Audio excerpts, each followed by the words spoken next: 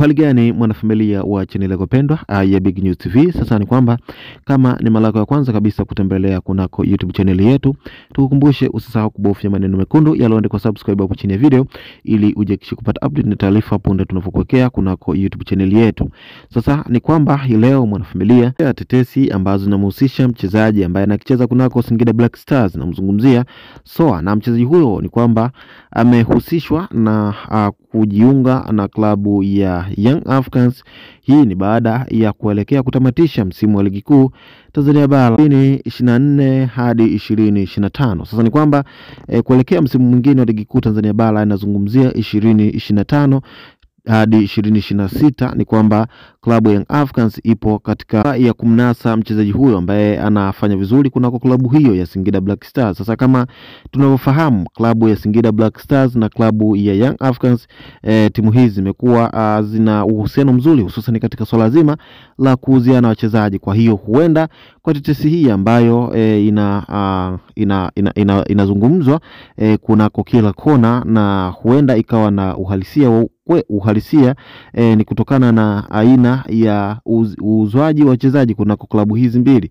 Kwa hiyo tusione maajabu kuona mchezaji huyo ambaye anacheza kunako Singida Black Stars tukamwona kunako klabu Young Africans.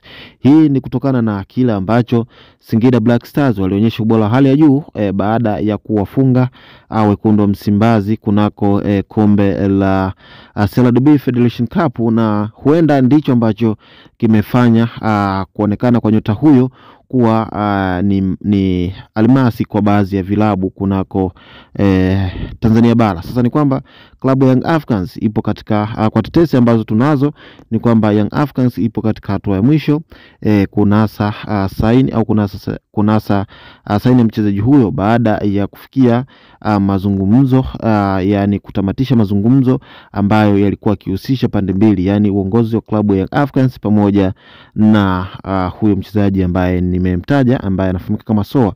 Ni kwamba mchezaji huyo huenda akakionyesha au akaonyesha uwezo wake, au tukamuona msimu ujao akiwa kavalia ujezi ya Young Africans. Kwa hiyo ni kwamba mchezaji huyo amekuwa tishio kwa siku za hivi karibuni baada ya mechi kadhaa ambazo amezicheza kunako klabu yake ya Singida Black Stars na kuonyesha uwezo wa hali ya juu, na ndicho huenda kimefanya mchezaji huyo kuonekana kuwa almasi kwa baadhi ya vilabu. Kwa hiyo naweza kusema kwamba kwa hiki ambacho kinazidi kuendelea huenda kaleta uhalisia na taarifa ambazo tunazo ni kwamba huenda kuanzia sasa muda wote Young Africans wakamtambulisha mchezaji huyo na mzungumzie kama Soa kwa ajili ya maandalizi ya msimu ujao ligi kuu Tanzania bara. Na